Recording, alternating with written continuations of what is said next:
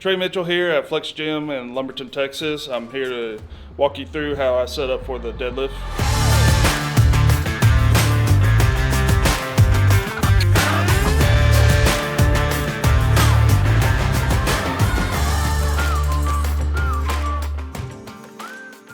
All right, first is you're gonna have to get your stance. I like a little bit wider of a stance, not narrow underneath the hips, just like right outside the hips, not a little bit in between the hips and the shoulders width. So not super wide, but also not narrow. Okay. So the way you set up, you're gonna get on the bar. You don't pull the bar into. You don't roll it into. That's the dumbest thing anybody does. Thank you, Eddie. But you're gonna stand up on the bar. Get your feet. You want to cut your feet about in half with the bar, looking down. And you can just get it right straight. Cut your foot in half with the bar. Put your hips back to get it. And since we're strongman, you grab right outside the thighs. I normally put my pinky on the rings of the powerlifting rings. So you grab it, and drop your hips, and I keep my upper back soft, but not flaccid, it's not just bending over like a fishing pole. You want to have it just low back is straight with your upper back just at a slight curve to where you're not really putting all the pressure on your lower back. So you're driving with your legs to initiate the lift from the ground, and right when you're about to get to your knees, you push your hips forward, locking out the bar with your upper back contracted. So we'll show you a tutorial.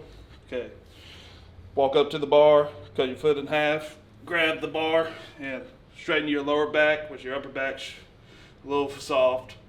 Push the ground away and then push the hips through. Right here, you push the hips through. So that's how I do my setup for my deadlifts. Looking at the pros, I don't really see a whole lot of mistakes.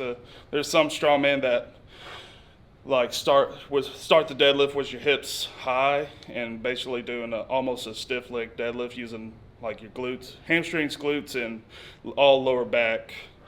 I think a lot of strongmen, a lot of people don't use their quads, their leg drive to do the deadlifts.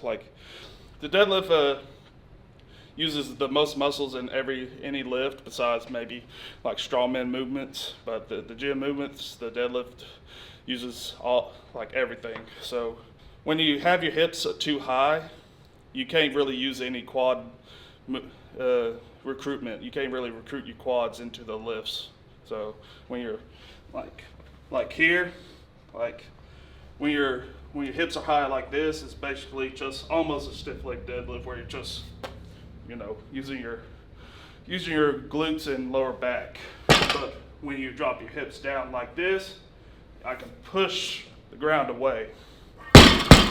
So I'm using a lot more muscles, bigger muscles. Your quads are bigger than even your hamstrings, so you're using more muscle to lift the weight.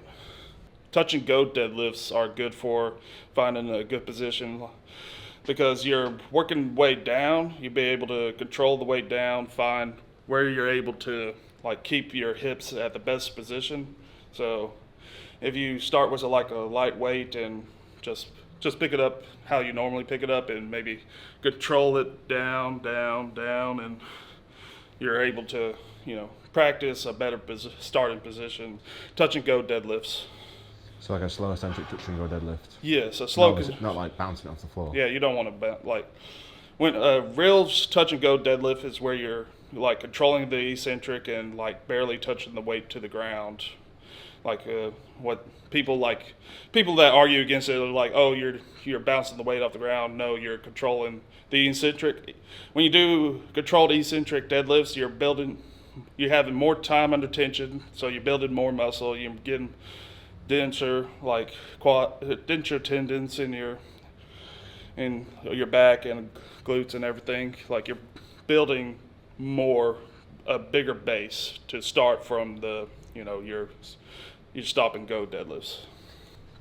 Like a good slow eccentric, like I always want to be like explosive going up, but going down, like you do the deadlifts as fast as you can normally, and then take a deep breath at the top to make sure you got your core tight. So, and then you just push your hips back, and then once you feel the weight touch the ground like that, that's when you do you start the next tension. So you're controlling you're under tension the entire time, not just during the lift itself. You're lifting the exact every rep. You're under tension. You always want to have if your like lumbar spine starts around whatsoever, like any bit, like that's when you should stop the lift, because that's very dangerous. You'll get a lot of back injuries doing that. But like for like the thoracic spine, like I think just a little bit of rounding is okay. But once it gets to like an extreme, like almost a hunchback deadlift, like that's too much. You're not gonna be able to lock out your shoulders for the deadlift, be full extension. That's what I believe. It's just playing with what you can do, what you think is comfortable to your body. Bracing for the deadlift, you don't always have to like that's how I think, like take a deep breath. That's what I've always been taught, but it's not always that. It's like feeling like your core is all tight, like your abs, your obliques, everything's filled out. Like if you take put a belt around you and have it loose, and you brace properly, you can feel like every part of your core touching the belt. Like good like exercise for bracing properly for lifting I think is planks. Like planks, it teaches you to keep the straight back with the straight lumbar, and you're more time under tension for the deadlift, because that's what's going to happen when you do deadlifts, especially deadlifts for reps. You're going to be bracing constantly, bracing, relaxing with each rep, like in competition. So a good 30 seconds on, maybe 30 seconds off, starting, and do that for multiple rounds for planks, and like play with like going longer, like on the planks, maybe 30 seconds, 45 seconds, and then like maybe a minute or so, and play with that. Do you ever do side planks or just regular planks? No, I don't care for side planks. I did side planks last week, and I've been dealing with some back pains. Like I'm trying to strengthen the core to, just to have stronger obliques and everything. And like I already, tweaked my lower back. So a good like oblique exercises would be just like maybe a one-arm farmer's walk with like a heavy kettlebell. Like, staying upright and slow walk for a distance, and go back with the other hand to stay vertical, like just tight upper back and staying, with everything up and just walking. Can you show me some of the different kind of grips you can use on deadlifts, like double overhand and Double overhand grip is basically what it is. Like if you're using straps, you're going to be double overhand grip, but you just grab the bar, like stick it, like if you can see, you can stick it right there in the web of your thumb and your middle finger. Stick it between the web of your thumb and your fingers. Just jam it in there, wrap your fingers around, and then you get your thumb and wrap it around like depending on the size of your thumb, how big your hands are, you can wrap it around just either your index or both your index and your middle finger. But yeah, just grab it like that. And now doing that will just doing that on warm-ups will help strengthen your grip.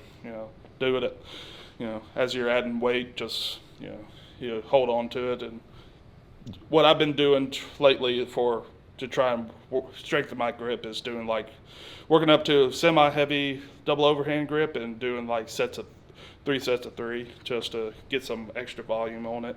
Is that on the way up to your working set? Yeah, doing that, just working up to my working sets, you know, semi-heavy for overhand grip, but it's, warm up weight for my working sets. So I'm getting a little extra volume, getting some work for the grips, and just practicing my form and everything.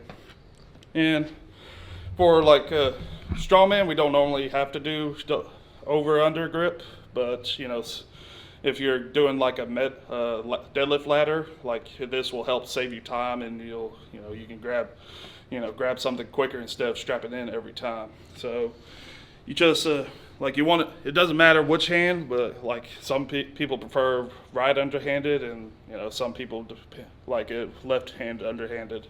But what that does, like it won't let the bar rotate out of your hand, because since it'll want to rotate out this way on your underhand grip, but it won't on your overhand grip. It wants to rotate that way, so it won't actually rotate because it's rotating into each hand. So you just basically do the same thing, but whatever hand you feel comfortable with, rotating underhand, you just jam the web of your thumb, bar into the web of your thumb, wrap your hands around, and do the same thing but overhanded here. You're gonna have to play with it because depending on how flexible your arms are, you won't be able to have it in one hand, maybe your underhand in the same spot as it normally is. So you might have to move it out a little bit, or move your grip out or move it in. All right, that was some deadlift tips and tutorials with Trey Mitchell here.